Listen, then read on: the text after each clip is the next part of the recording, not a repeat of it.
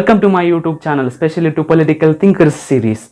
And in this video, we're going to discuss a brief biography of Plato.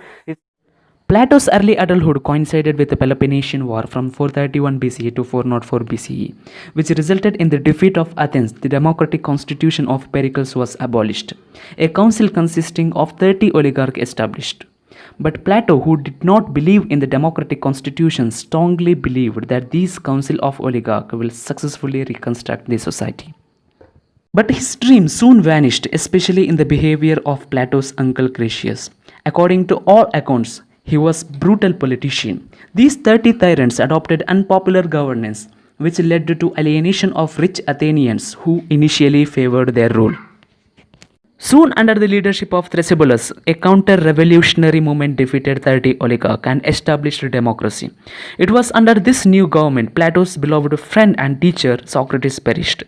He was condemned for several reasons, especially his association with oligarchs. But all these events led Plato to take a decision to leave his city. Failure of oligarchy and his beloved teacher's condition under democracy gave an impression to him that all forms of government is bad until a philosopher become a king, or a king himself become philosopher. Citizens' trouble will not end. In fact, Plato had an ambition to develop his political career at Athens, but the tragic death of Socrates compelled him to choose philosophy as his profession. Plato published 36 dialogues and 3 books. Name of his first book is The Republic, which is published in the year 386 BCE. This is the most important work of Plato, which described as his masterpiece. In this we find Plato's views on ideal state, justice, communism and education. Second book is Statesman, which deals with the classification of state. Plato writes in his book that states are 2 types. First type is law-abiding state, that are monarchy, aristocracy and moderate democracy. And the second category is lawless states, that includes tyranny, oligarchy and extreme democracy. Plato's third book, published in the year 347 BCE, titled The Laws. Something peculiar about this book is that this book is published after the death of Plato. In this book, Plato constructs the state according to law, which is his second preferred state. If we are briefly looking at Plato's political contributions, he introduced the concept of ideal state, which is ruled by a philosopher king. According to him, the society is divided into 3 categories. First one is the philosopher king, and second one is the soldier, and third one is the farmers, merchants and others.